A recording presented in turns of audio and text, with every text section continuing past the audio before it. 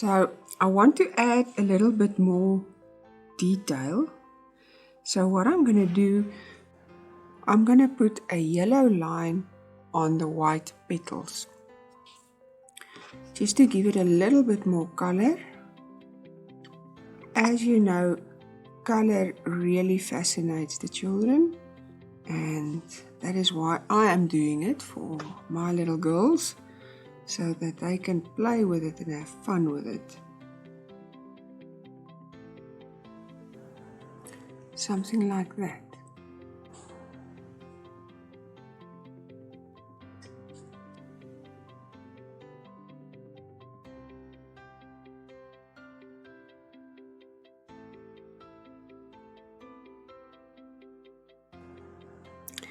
And the yellow I'm not doing with 2 threads, I'm doing it with 4 threads.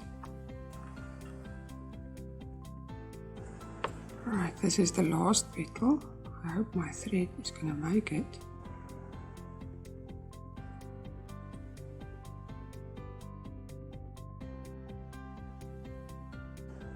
Just made it. Once I'm done, I will take a little bit of glue and just dab the ends with a bit of glue and stick it to the flower. Then we know it won't come loose. I'm going to use a dark brown just to put a little bit of detail there on the ends of the yellow line. So let's see what it will look like.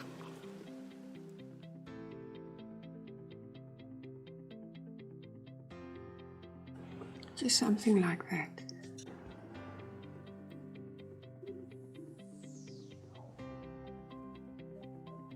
Let's do the others as well.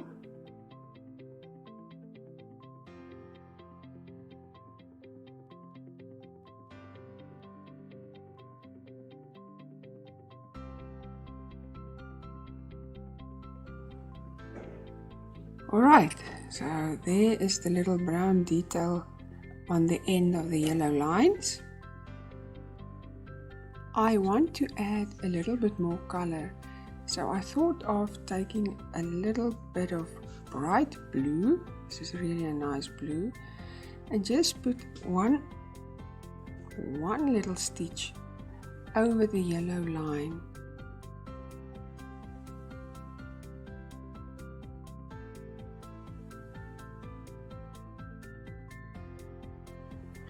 Something like that.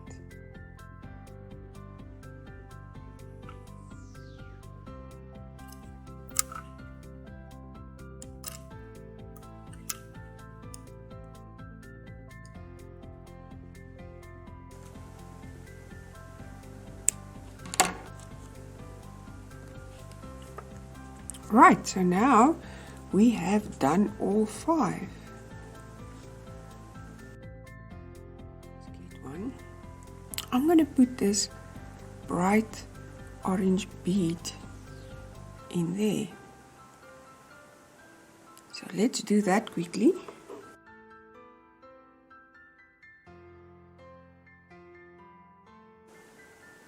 Okay, there's a bit of glue there where I want to put my needle through. And sometimes if you put too much glue on the material, it really becomes a struggle to get the needle through. So I must just get the right little place for the needle.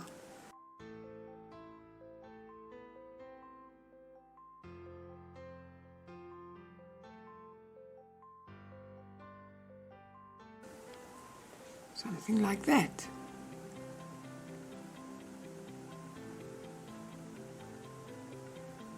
So let me carry on.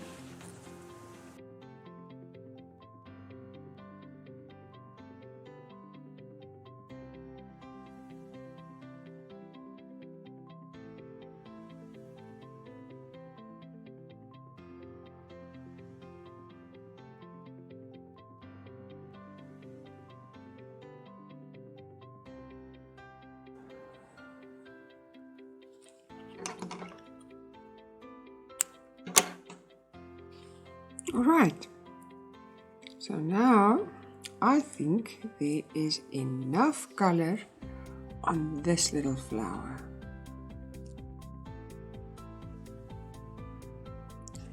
Now it is time to start assembling the whole flower, to put this layer on top of this layer.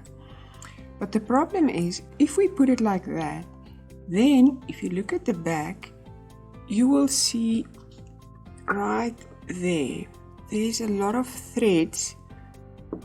Remember, we did a lot of work in front. So what I suggest is cut another white flower from the paper patterns that I showed you. To cut another one this size, but it must be a little bit smaller, just a little bit. So what I do is I try to line it up as best as I can, and then I put a dab of glue just to keep it in place. And then I will take my scissors, I'm going to do it now, and I'm going to snip away all the extra material, because remember, the white flower, this one, was initially this size and shape. But due to the fact that we did a lot of work on the flower, it does change the shape of the material a bit. So what I'm going to do is, I just want to line it up and find out which petal fits the best on which one. I just move it around a bit. I had it right just now. Oh, that's better. Yeah, let me just mark it like that. That one goes with this one. Just put a little mark there. Right.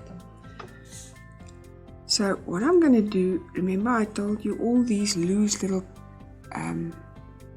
thread. I'm just going to take my glue, just a little bit, really just a little bit, and just smear it on these pieces of thread.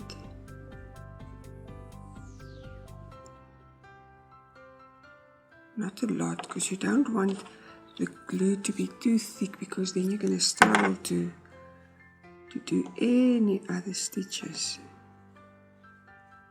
It's really just to keep it in place and preventing it from coming loose. Yeah, that's more than enough. Oops. Yeah. Now I must just clean my hands. And now I'm going to take this one, this layer, and I am going to just stick it to the back of my little flower, just to cover up all the threads at the back to make it nice and neat. Right, so now I'm going to take my scissor, but now you mustn't be hasty, you must take your time and just cut it a little bit smaller than this one. But be careful not to cut this one. So take your time.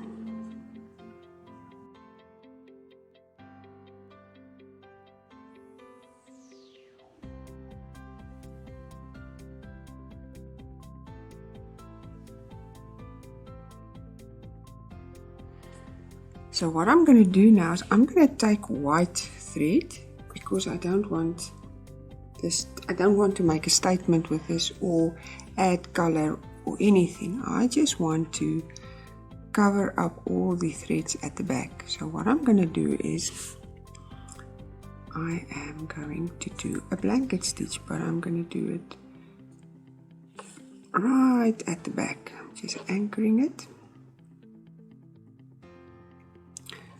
Small.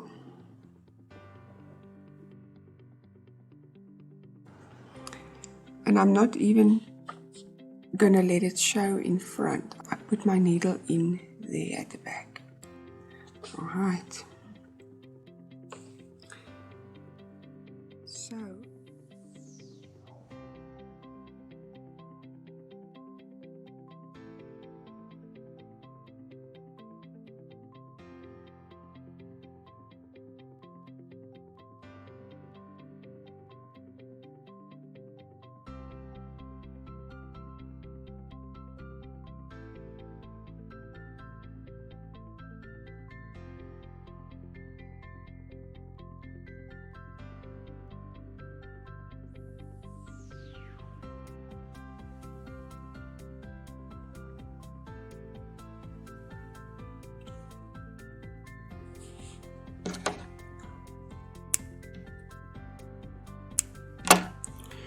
alright, so now there, the back is now covered. You can't see all the threads anymore.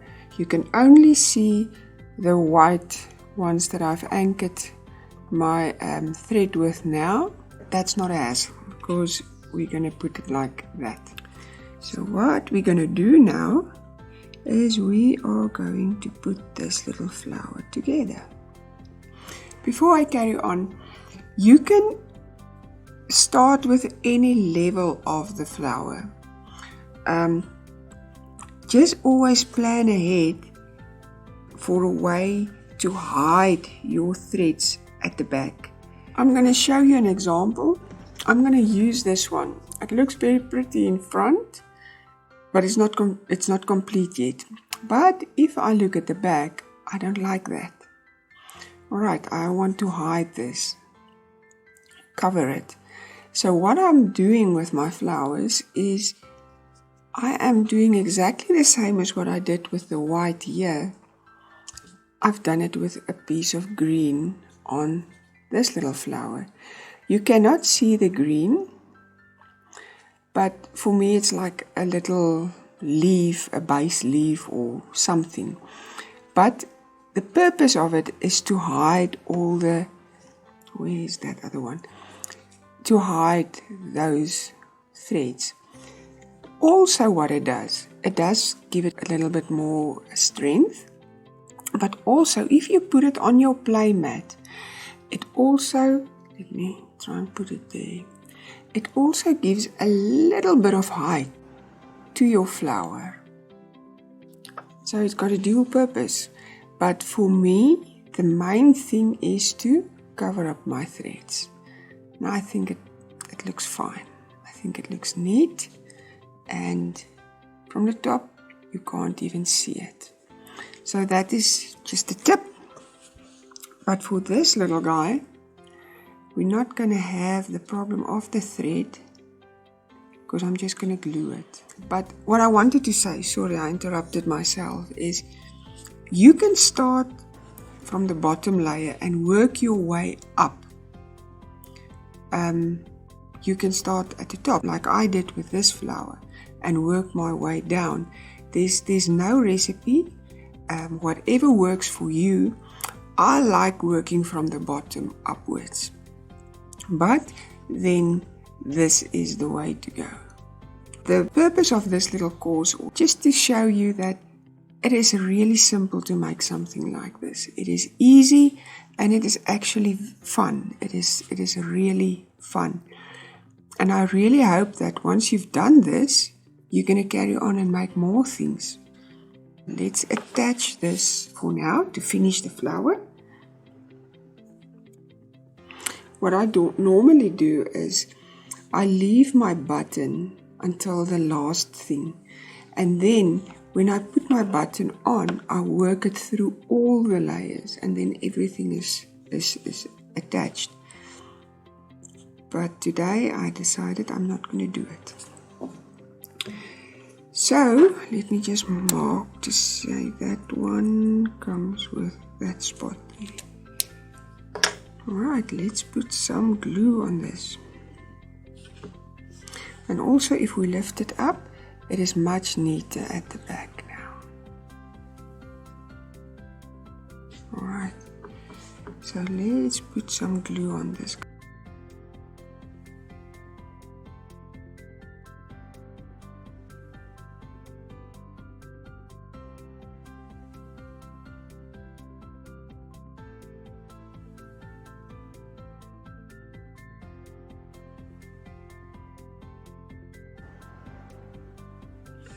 That should be fine now.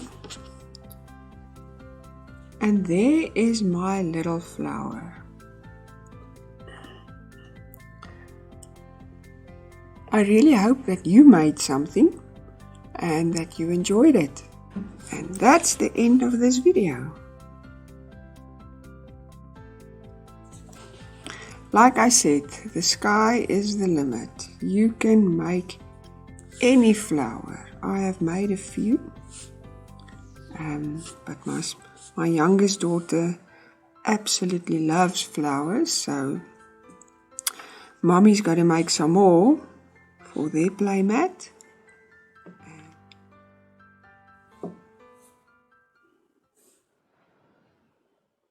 Thank you for watching and completing my felt flower training video. I hope that you enjoyed it and that you followed along and made your own.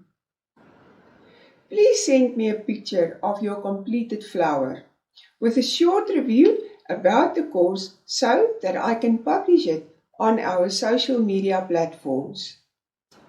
I also want to give you a 10% discount code for my 3D Felt Crafting 101 How to Create Your Own House course here on Gumroad, just because you completed this course and you are still watching. I am sure that you will be able to make a unique, beautiful and one-of-a-kind 3D felt crafting house as you work with me step by step through the course of 8 modules and 14 videos. I show you everything from start to finish so that you can make your own 3D felt house as you progress through all the videos. Remember, I teach moms, grandmas, aunts and anyone else how to make 3D felt craft toys and collectibles for children's playmats. I am a cost accountant that worked on a mine for more than 10 years. And if I can do this, then so can you. I look forward to having you to join me to make your own 3D felt house. And please share this felt flower course with your friends and your family. Until next time, keep well, Wilma.